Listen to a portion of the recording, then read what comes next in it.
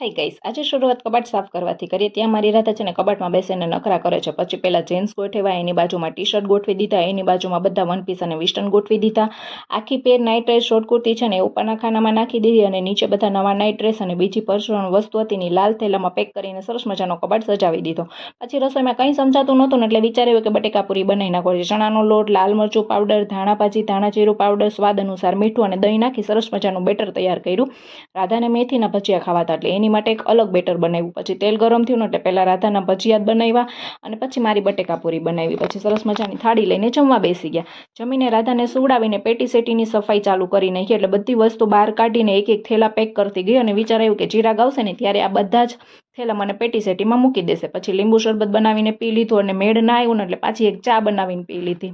પછી વાસણ કરવા બેઠીને ત્યારની છે ને આ રાધા લોહી પીવે છે ને સાંજ પડતા સરસ મજાની કઢી બનાવી નાખીને 2 રોટલા ટીબી નાખ્યા. અને રાધા 1 વર્ષની હતી ને ત્યારે છે ને મેં આ ફોટોશૂટ કરાવ્યું હતું ને આજે આ ફોટા સામા દેખાડ્યા ને એટલે અમે રાધાને બતાવતા હતા. પછી સરસ મજાની કઢી અને રોટલામાં ચોરી અને જમી લીધું અને જમીને થોડી વાર છે ને રાધા એના